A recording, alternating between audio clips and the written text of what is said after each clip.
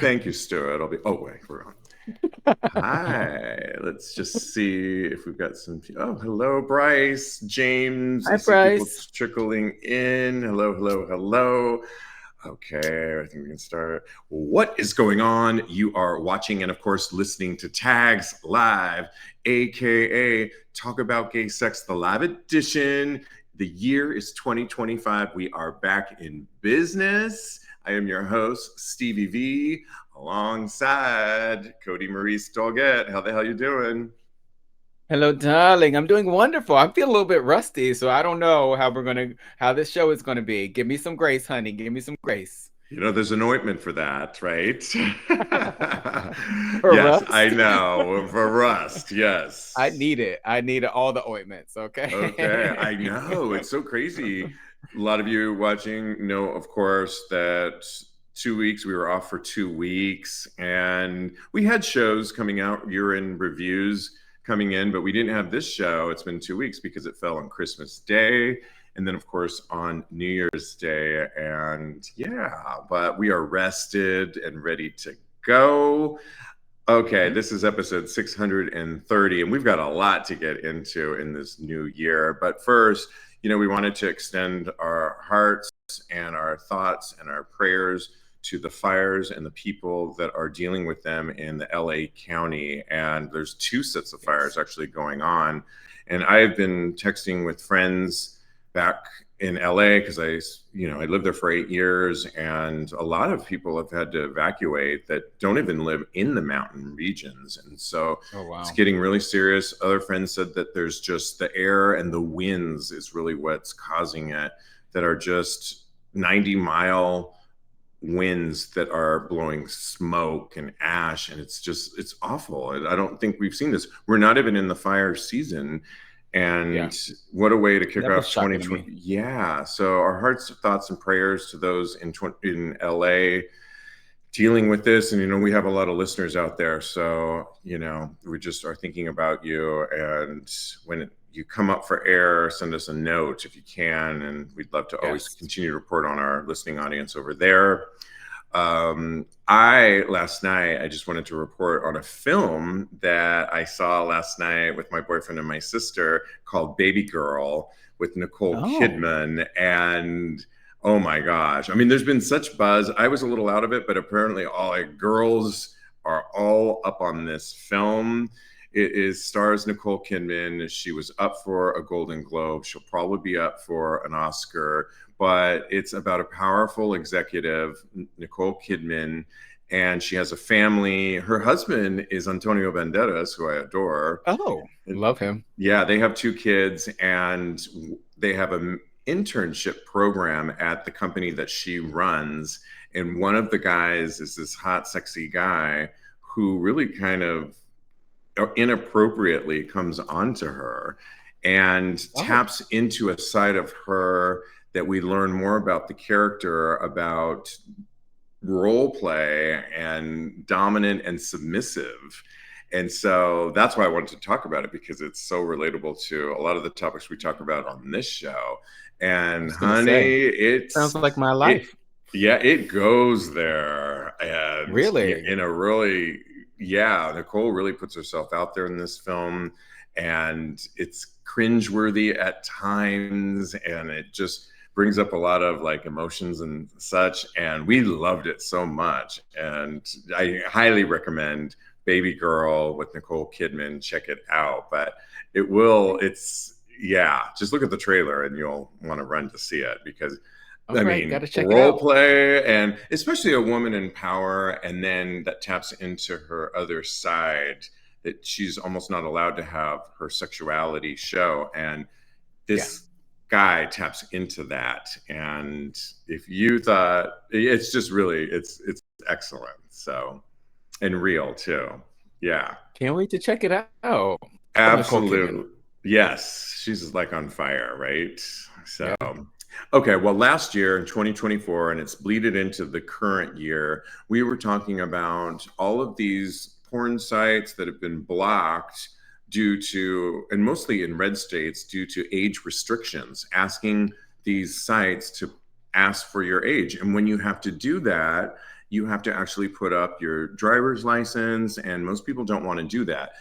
And we've also reported all of last year that Pornhub has actually decided to not, in those particular cities, and there's a huge list that keeps growing and growing, like I said, mostly in red states, that Pornhub is the one site that actually decided to not allow Pornhub to be viewed in those states because they don't want to put the viewers at risk by having to put up your identification. And the whole legislation behind it is, and the reasoning is really a divided partisan viewpoint. And it seems like, I don't know what the whole goal is. It seems to be protecting kids, but it's not really working. Well, one judge in Tennessee, she actually blocked it from going through on January 1st. And the Free Speech Coalition, which is an adult entertainment trade group, is suing over Tennessee's law and those in a half a dozen other states. And the coalition lists some 19 states that have passed similar laws. This judge, though, really has fought to not allow this to go through. The right is fighting this, though. And now it seems like, Kodi, it's going to go to the Supreme Court, and which would be great because I don't think they really have a case on this. And it's just ridiculous. And then you factor in the gays. And this is where it gets more interesting.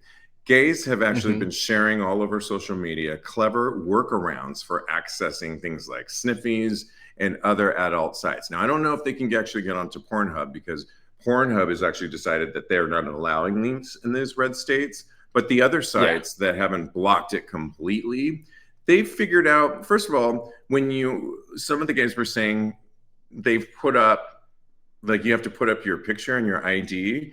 People have put up sample identifications up there, and it's allowed them to get into the porn site.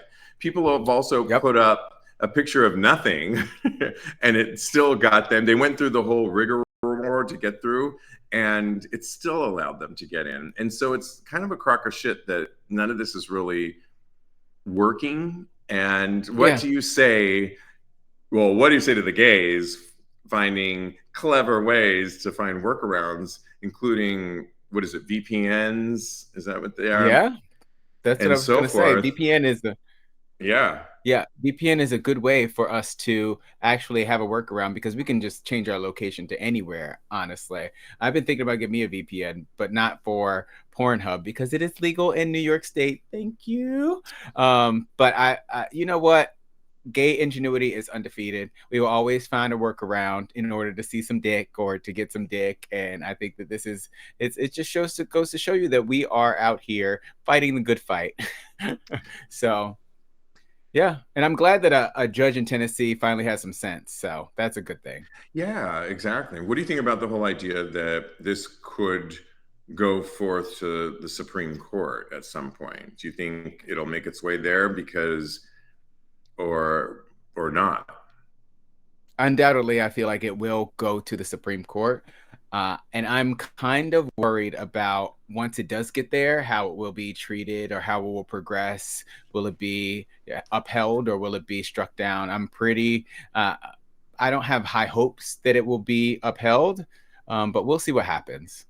Yeah, and I just feel like, there's so many more problems in the world right now that why is this the one legislation at a time where we're switching over to a more conservative government?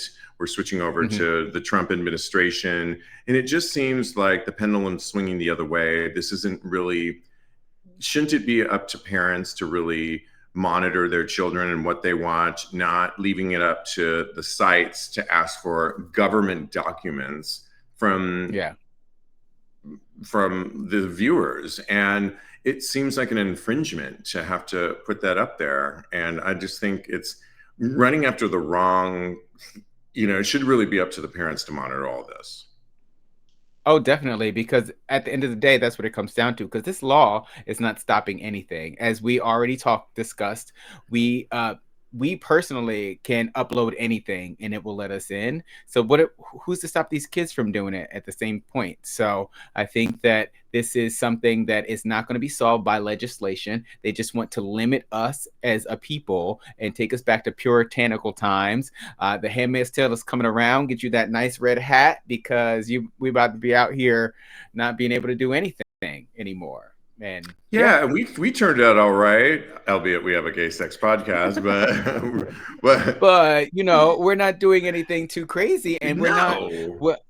we are consenting adults, and that's what it's really all about. As long as you're a consenting adult and you're in your right state of mind, then you should be able to do anything you want to do. Bark like a dog, get on all fours, and do it, whatever makes you happy. And let's face it, sexuality and exploring sex in the formative years, or just in general, is a part of our existence, particularly men, especially gay men for many of us. And it's not going away anytime soon. And so to try and wasting all this time on legislation and blocking and is a waste of time, and put your time into things that really matter right now, not silly things that we're going to find a workaround anyway. And it's blocking the wrong people that are adults to see it. And it's not going to limit or block children or kids. And really, it should be up to the parents if they really have a problem with all this. So, because if anybody can't find a workaround, the kids can find the workaround. The older people who want to get their porn, they're the ones that are like, what is going on here? Absolutely. How do you work this machine? If I didn't mention it already, we are live in front of a virtual audience, and Bryce watching us says, I use a VPN for Pornhub. See, there you go. And he said we had Napster back in the day, and now we have VPN, laughing out loud. I agree. Yes, exactly. And I just think we're going to find a workaround. Okay, moving on to our next topic.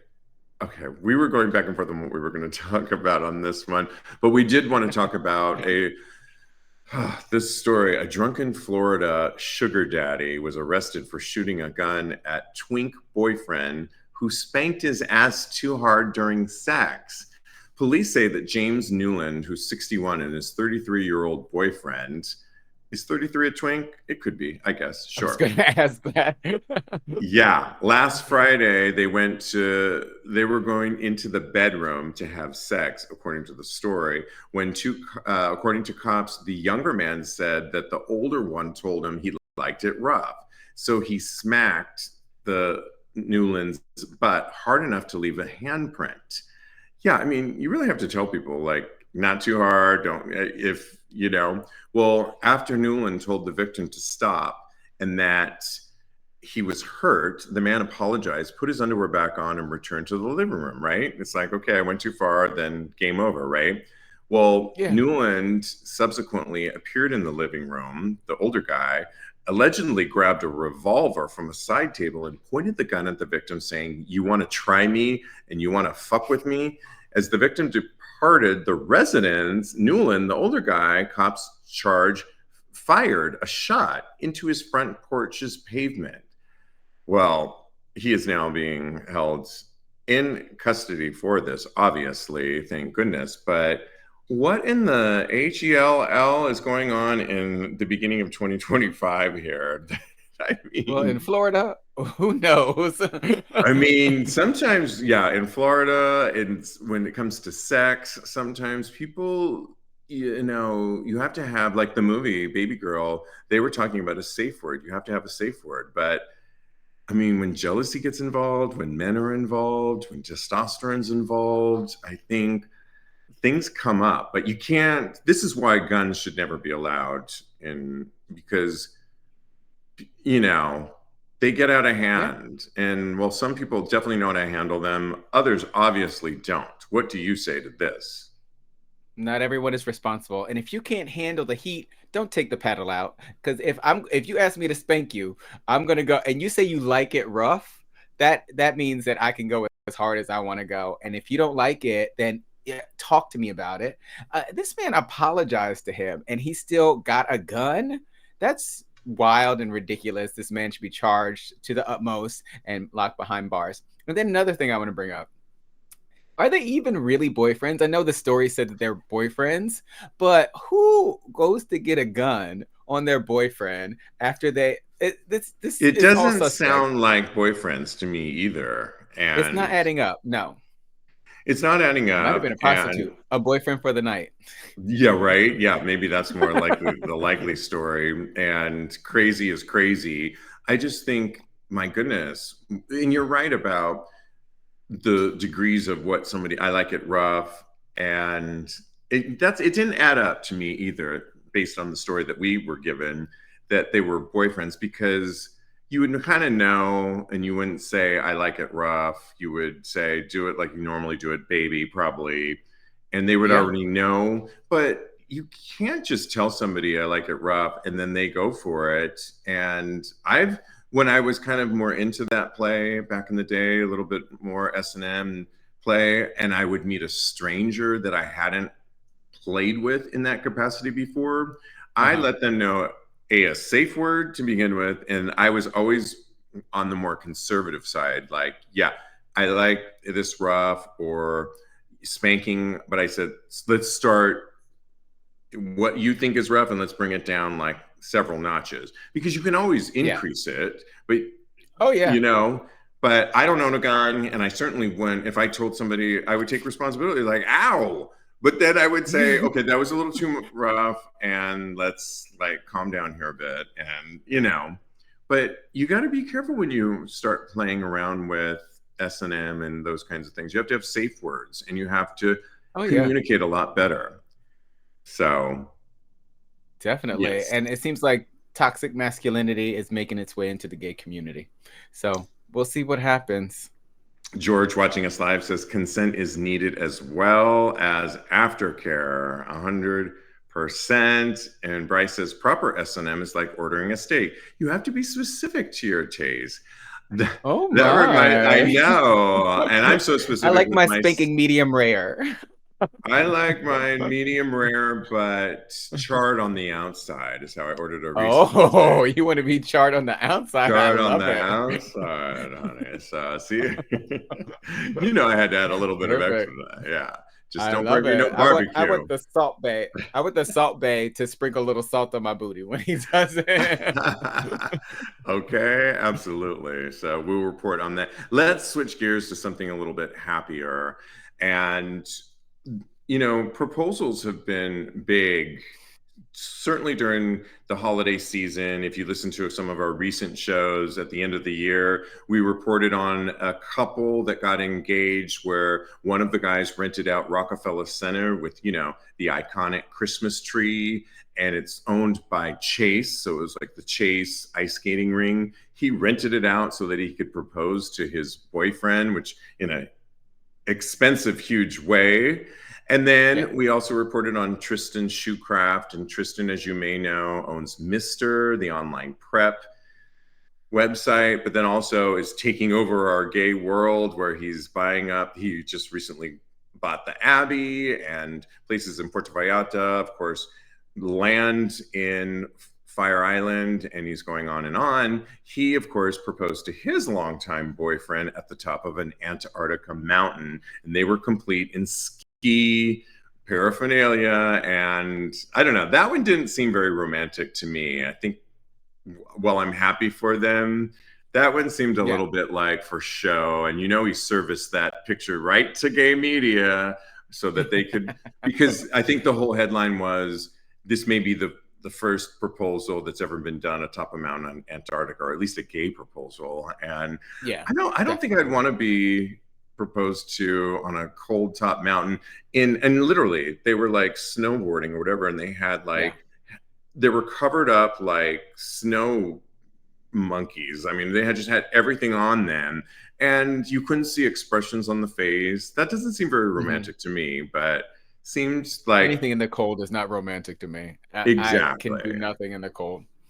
right, much less obtain a proposal. Well, now we jump to Spain, where the gays in this situation dressed as Disney characters. And I know before you start gagging in a bad way, they were working, the couple in question, they were doing a Three Kings parade where they were both dancers, and one of them was dressed as Aladdin and the other one was dressed as a prince, but they were in an ensemble. Kodi, you saw the video, and Mm-hmm. all of them were Disney characters. I mean, there was Snow White and there was every character under the sun, and it was a choreographed dance at this parade to celebrate Three Kings Day. Well, at the end of it, as they're wrapping up the dance, one of the prince twirls over and obtains like a pillow, right, with the box on it, which is the ring, Mm-hmm.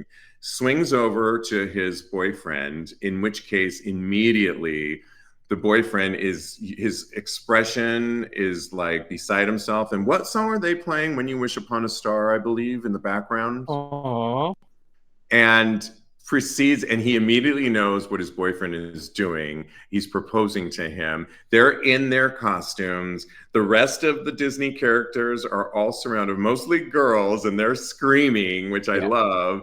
And he gets down on one knee, dressed up as a prince, and proposes to his boyfriend, dressed as Aladdin. And I just love the Aladdin's expression, because he's just, you know, he's the only one that was not Overcome. included in this Yeah. scenario, and he's overcome with surprise and joy, and Yeah. it was so beautiful. What did you think about it?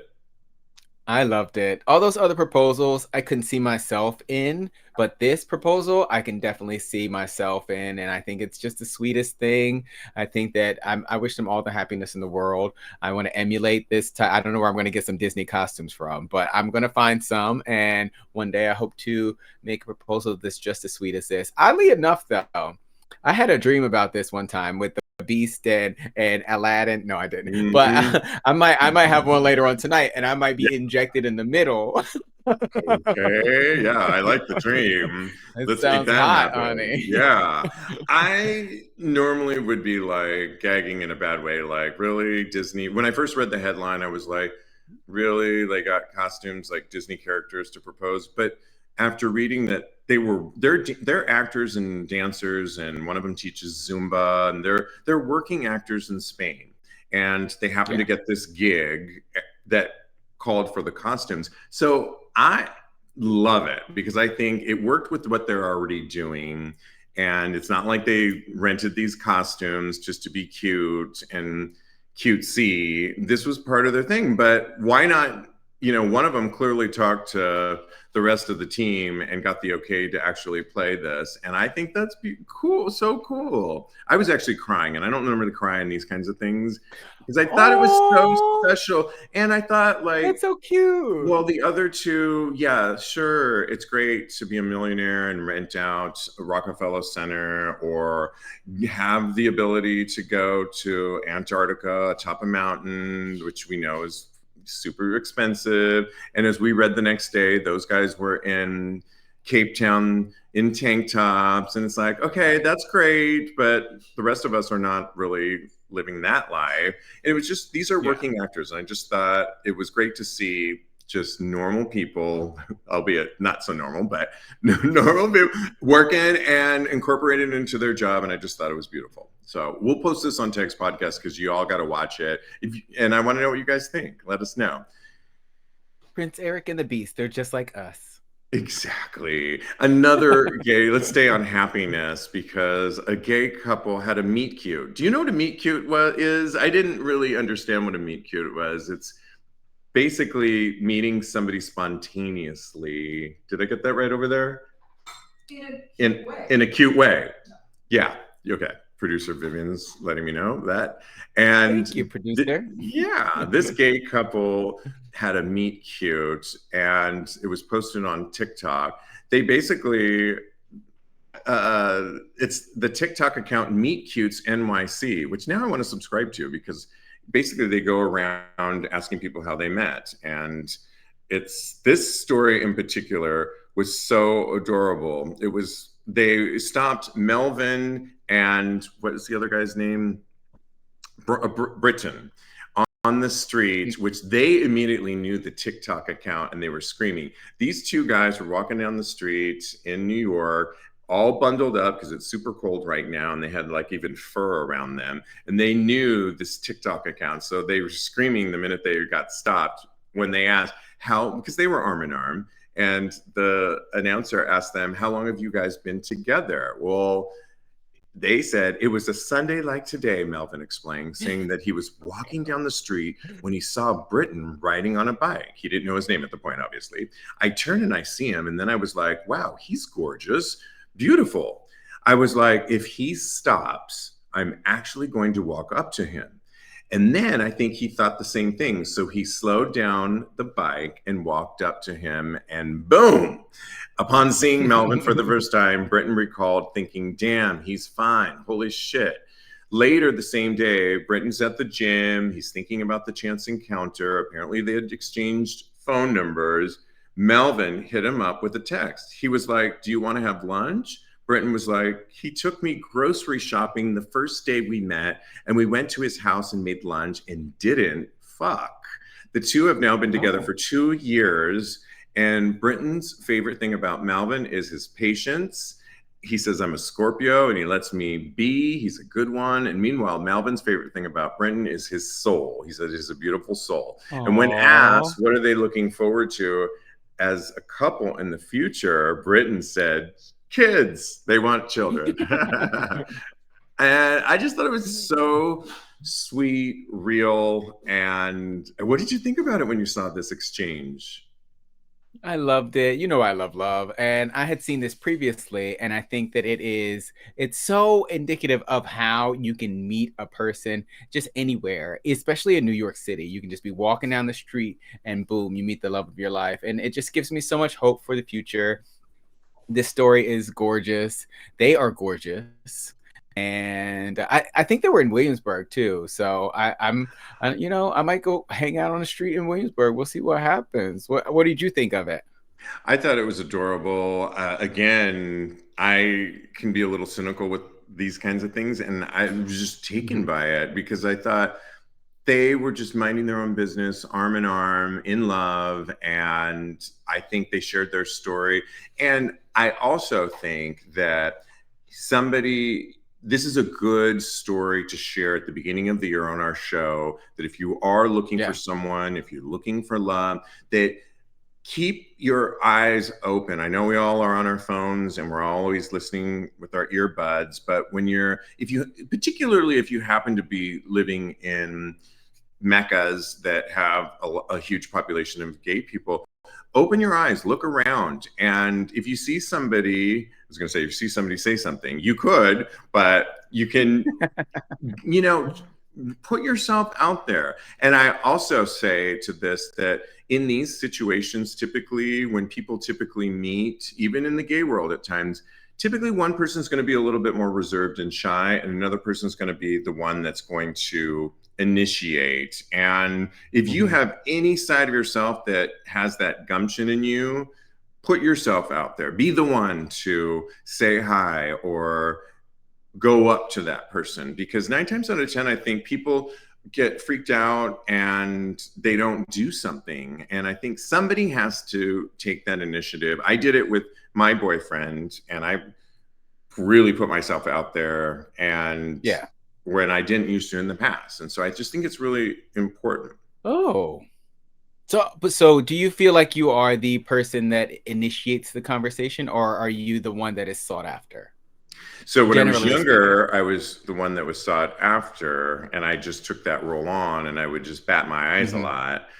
And as I've gotten older, I definitely have been the one that puts it out there and initiates, but only when I see that there's some chemistry going on. So you know what I'm saying? Yeah. And I think with my boyfriend, we were at the same bar, and so we were having a conversation, and he didn't seem to want to leave the conversation, and we just kept it. There it is. But I definitely initiated it. So yeah, George watching us live says us Scorpions are lovable. And I would agree with you, because my boyfriend's a Scorpio, and they're sexy and lovable. And yes, I would 100% agree with you. Bryce says Aries men are I don't want to read that. Not flattering. Like, is he really gonna read that? I kind of agree with you, but no. Oh no, don't say that. I know No, my some first okay ones. boyfriend was an Aries, and it's just Aries and Capricorns. Which, by the way, my birthday's next week. Everybody, um, Aries and Capricorns are the horned-rimmed animals, and they tend to butt heads. So, but my first boyfriend was an Aries, and we did butt heads. But that was in the '90s, and to this day, we just spent Christmas together, like a night together. Fabulous. Yeah, so we're super close. So it can happen, Cool. people. But yeah, I love that story. I love both of these stories, and love can be found. We want to hear your stories in 2025. Little programming note, check out our Patreon page, because that's where right now we are posting a lot of behind the scenes and things that you won't get on any other social media platform that we access. And you can grab a tier and support Tags, which thank you when you do. You get extra special sexy perks. Things like commercial free, which is really great. And that comes out the same day, if not earlier, than the shows drop. But you can also get things like a bonus episode once per month and topics that you won't hear on Tags. You can get another thing where I give 50 and fabulous tips and tricks on staying youthful and young, what I've learned, and those are invaluable if I say so myself. But there's a free tier too. Grab that one. And just this week, I learned of some wines over the holiday that I really liked. And many of us that do like wine are often going into a wine store and I don't understand. They all look the same. And I share 2 wines that are Italian and tell you why I like them and how I spent one price in the restaurant and found it in the store, of course, the markup, and found it at my local wine store. So I go through that, and that's free. So go to patreon.com/TAGSPodcast. Patreon.com/TAGSPodcast. Okay, well, we got to move on. So much topics to get into, and let's see what we were talking. Okay, well, many of us are planning trips in the new year, and we're going lots of places. I love travel myself. I will actually be in London next week, January 11th through the 17th. So any of our London listeners, shout out to me. I would love to, if you're out and about, if you just want to share your favorite spots in London, let me know. If you want to meet up, I'll be running around. So shout out to me. But the question is it cool to vacation in countries, not London, where it's illegal to be gay is the question. And it's a long-running debate among our jet-setting gays about the morals of traveling to countries that criminalize homosexuality, places like Dubai. And what does that really mean? Should we be giving them our money? And do we really want to be going to these places? And they bring up a good point in this article that people in some of these countries, like the one I mentioned, Dubai, gays live there. I mean, I met a couple when I was in Greece, in Mykonos, that lived in a high-rise there. And I had a boyfriend at the time that said he had business in Dubai, and there was an underground gay scene happening. Now, you couldn't take your shirt off at a lot of these places, but they were essentially gay clubs, and they did still exist. And so it does bring up the question, Kodi, that would you give your money and go to places that criminalize being gay? So I'm of 2 minds about this. So part of me really does not want to go anywhere that I don't feel comfortable. I don't want to go anywhere that does not accept who I am as a person. I don't want to go anywhere that just limits the rights of people in general. So I'm of that mind. And if you don't want me, I don't want you. How about that? But another part of me is curious about different cultures and can see the value in all of those different cultures, no matter if they love me or not. So it really kind of just depends on the country. I really feel like there are certain countries that I feel would align with me better as far as me being curious about their culture, even if they didn't accept gay people. I would just go by myself basically and not really explore the quote unquote gay scene, because in Dubai apparently they do have one, but I really am of two minds about it. So it just catch me on each day and it could either be yes or be no. How do you feel? What are you weighing? I think I agree with you as well. I think there's places like parts of Africa is illegal to be gay. I'm not sure. I'm going to be going to Africa in May for a safari, but we're going for a specific thing, safari. And it's my second time going to Africa. We're going to different parts than I went the first time, and the first time was life changing in so many ways. I'm so excited to go back. But I remember going to Cape Town, and we went to a couple of the bars and met some trans folks, and one of which befriended me and my friend, and we had a lovely time. I think I probably wouldn't go to places like Dubai per se, because I choose spots more like I really want to dig into more safari culture and the animal kingdom.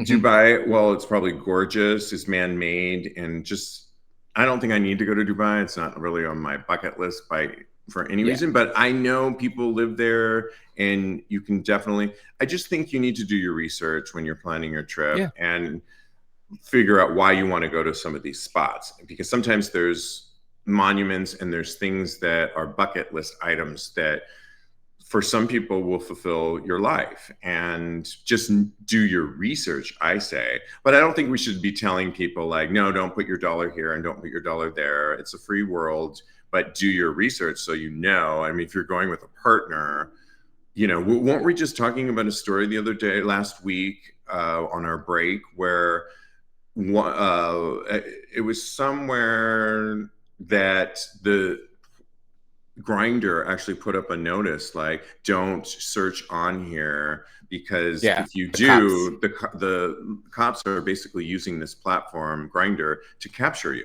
And so you need to know those kinds of things, but they're not always going to have those. Somewhere in the Middle East, right?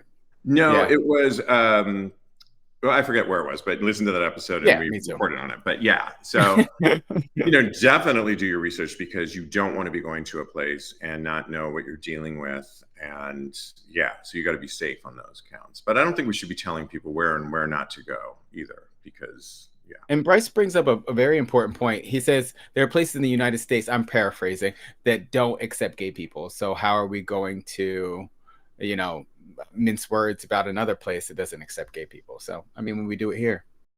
Absolutely. Yeah. Do your research, and absolutely. So, but it's an interesting question to bring up. Like, where do we definitely place our dollar and where do we go? And absolutely. Okay. Let's move on. And you were right. We are a little rusty because I think we had more topics. And you're right. But I got it now. We're doing good.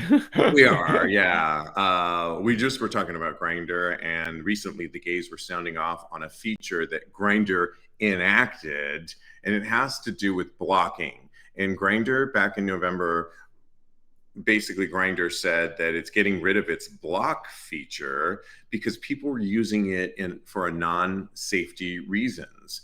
So apparently Grindr had the blocking feature that if somebody was bothering you, you can block them. But then they found out that, according to them and in their statements, that people were using it just if they weren't into the person, before anybody had even reached out to them. They didn't think that that was right. And so gays were kind of upset with this because they think the way it works. Can you explain the way it kind of works if you don't have a paid account, Kodi? Okay. The way they intend for it to work is if you block somebody, if you don't pay for it, then that spot will not be, if you refresh, that spot will not be filled. It will just be the same amount, the same people that you saw before. And people were saying that that is unfair. If you block somebody, they should be taken out of your purview, but also somebody new should be populated. Because what people were doing. Can I say one?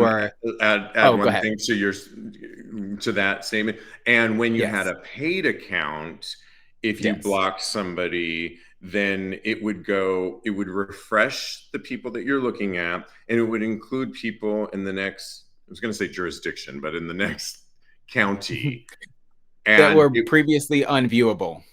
yeah, because they're in like maybe beyond your limits of where your GPS is showing. But gays are getting mad because for the unpaid account, it doesn't refresh and give you access to those guys that are in the next jurisdiction. It just, I think it just limits how many people you can see in general. So if your limit is 50, right?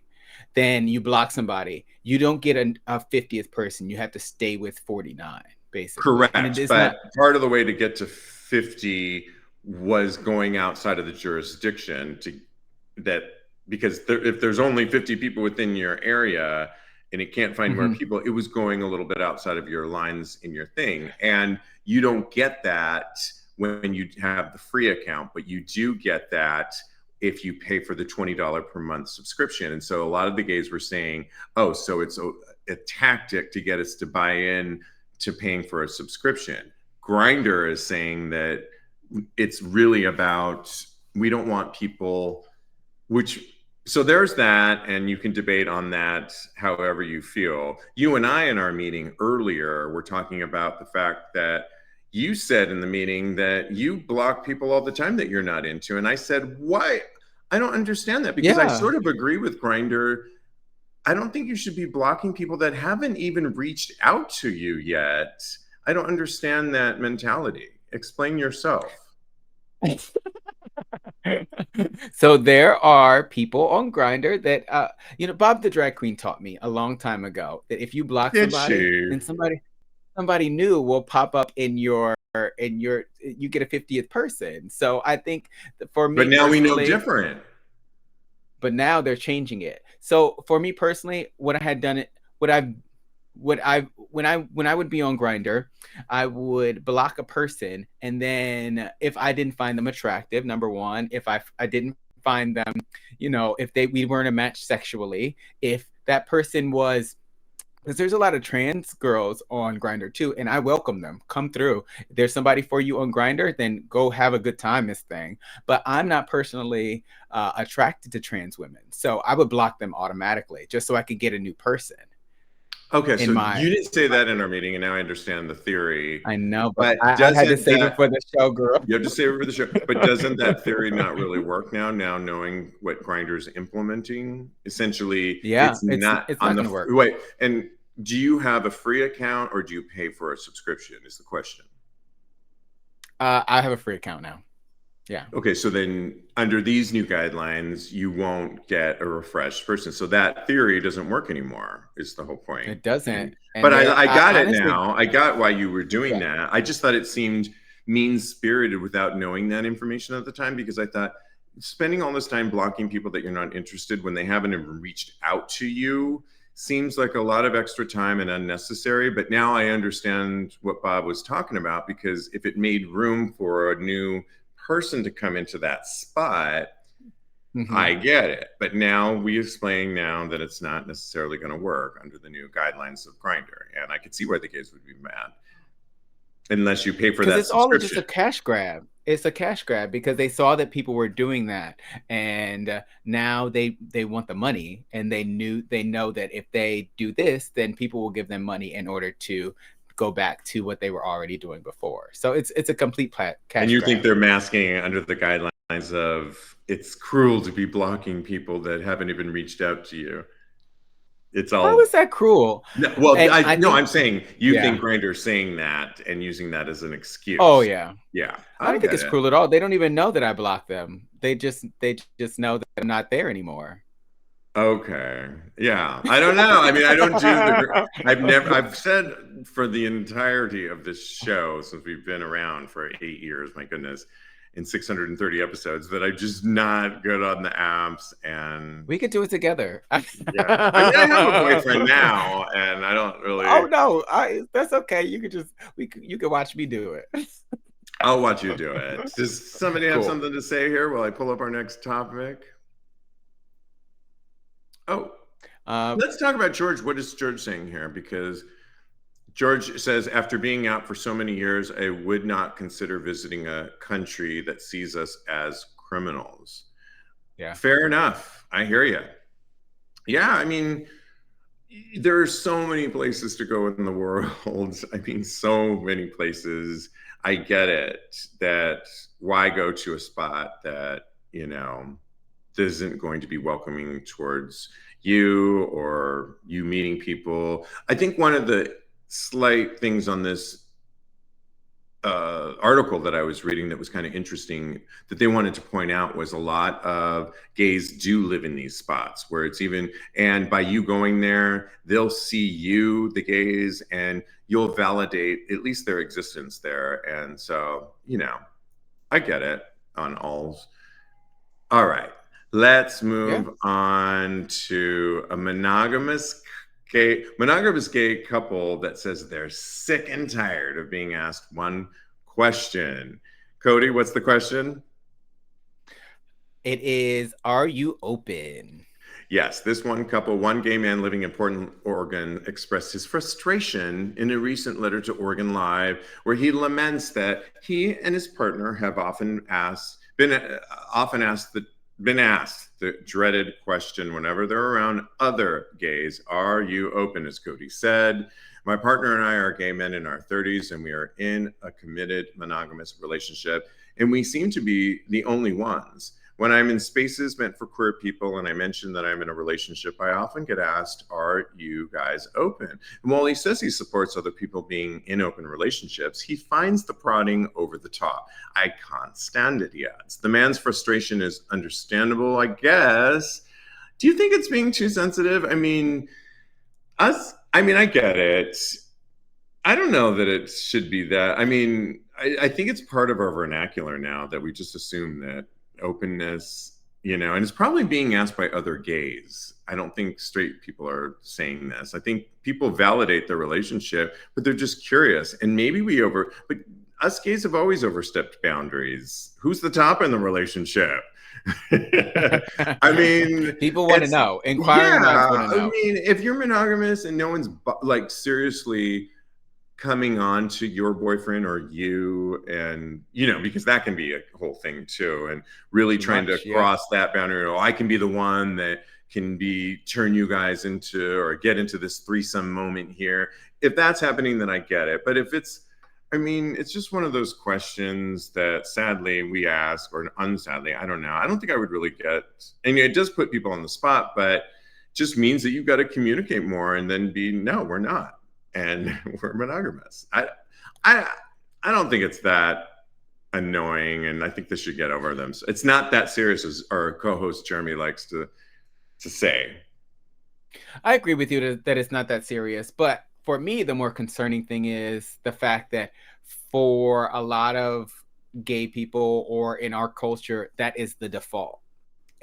And actually, the study shows that that's not the default. It's only a third of gay couples that are open from this study. And take that with a grain of salt because people lie on studies. So I feel like that for me is the clincher as far as this is concerned, because yes, I would be kind of annoyed if I continually got that question, and knowing that people thought that because I was gay and I was in a relationship that it was open. They automatically kind of assume that. So, I mean, like, I understand where they're coming from, but I also kind of think that it's not really that serious, and it's just people are nosy at the end of the day, and they want to know what your business is, and they're going to ask you.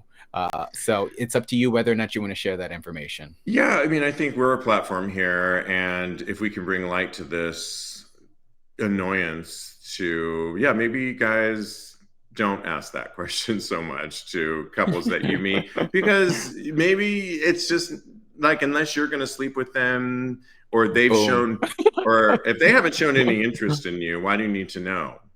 So maybe leave that question off to the side. It's kind of not your business. If it's not your business, they will tell you if they're interested.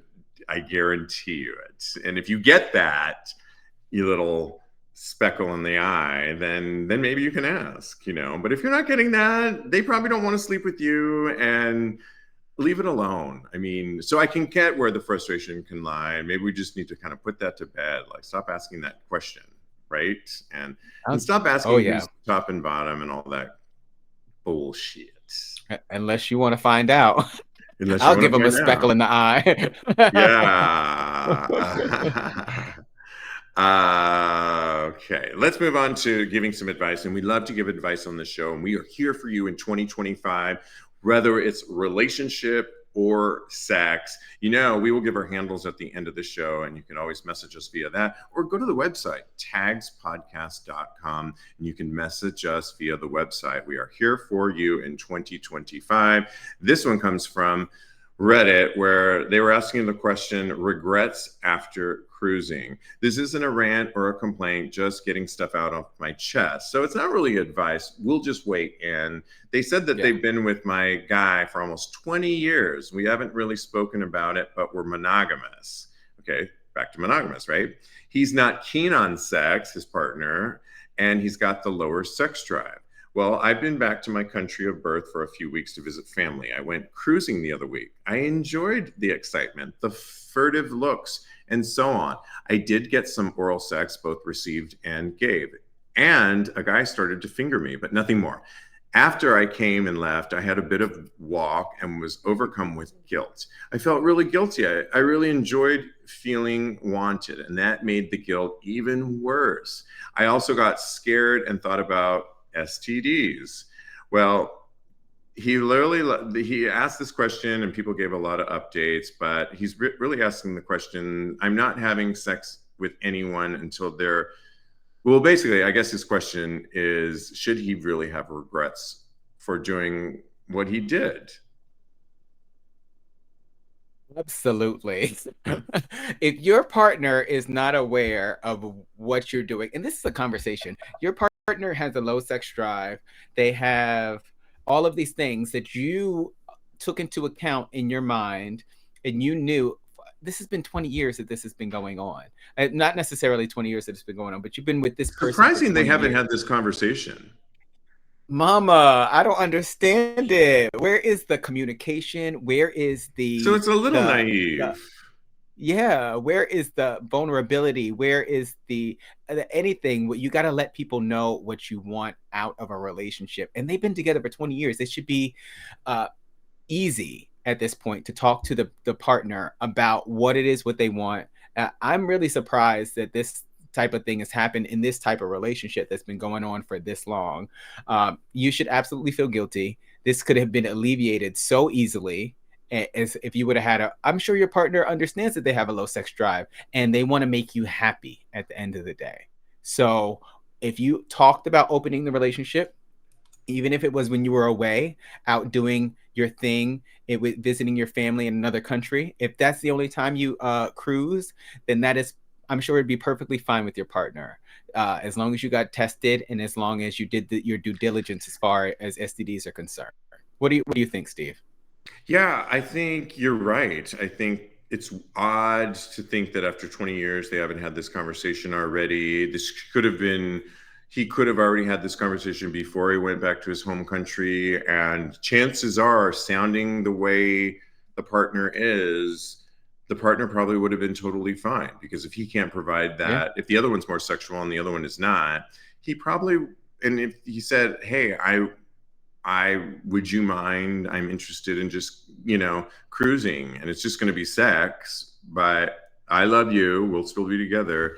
Would you mind if I did this? And how do you really feel about this after 20 years? And Right? I'm 20 pretty years. sure the partner probably would have been cool with it after a long conversation, but I'm sure, especially if you can't provide that or you don't want to, or maybe that would open up a whole new conversation on, well, I just haven't been getting what I want in sexually. And maybe then that would have rectified what the other one's not getting. Who knows? But you're right. I So many think options he's when you're probably, honest. he probably should have feel guilty because he skipped that major conversation that he should have had. He could still have it at this point, would be advice, Yeah. and fess up and just say, hey, look, this is how I see it. This is what I did. Let's talk. And So you think that he should confess?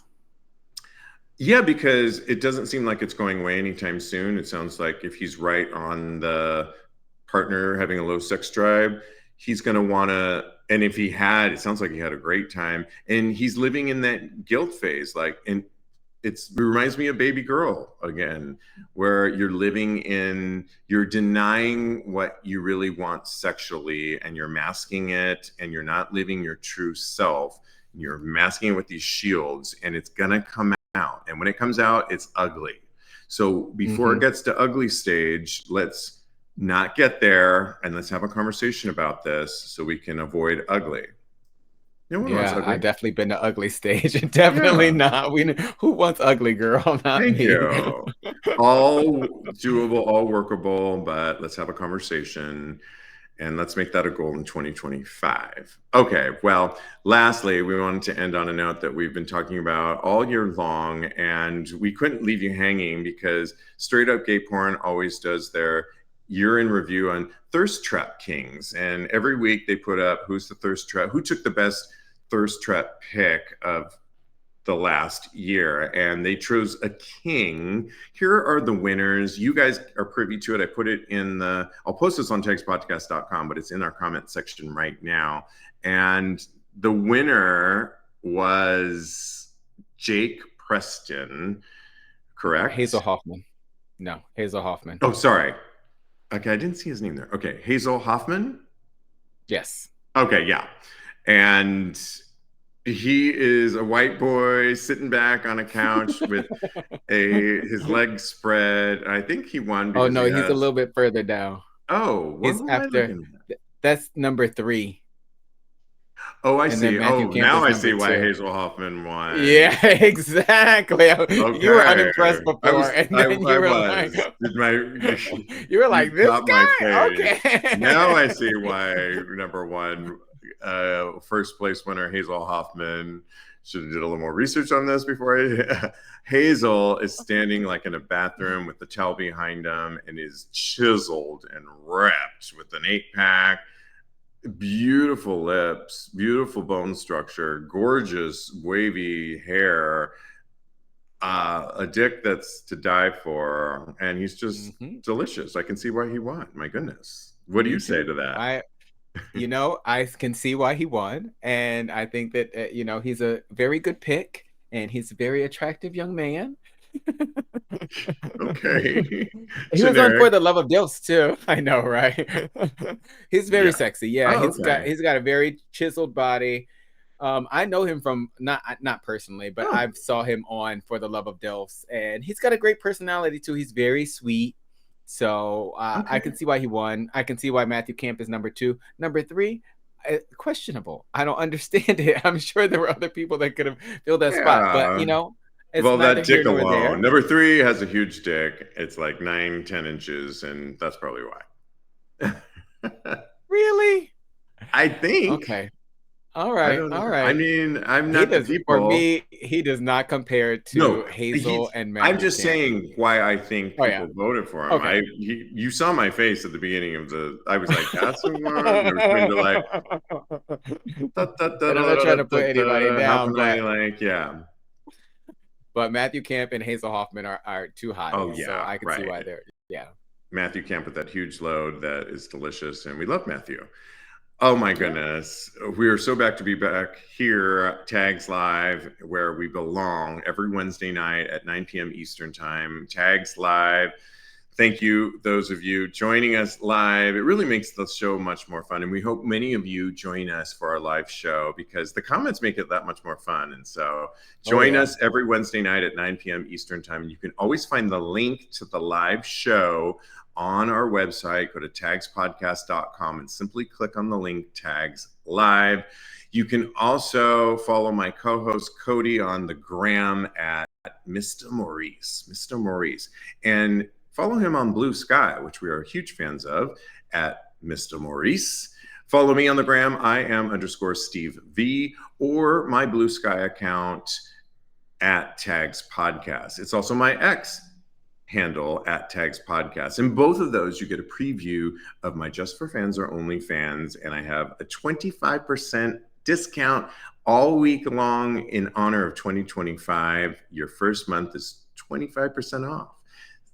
Check it out. And go to our website, TAGSPodcast.com. I already mentioned our Patreon page where you get free content, but grab a tier if you feel so like you want to support the show you've known to come and love. Go to patreon.com/TAGSPodcast. Thank you, live virtual audience. And Kodi, in the meantime, continue having hot gay gay sex. sex. Lovely and amazing.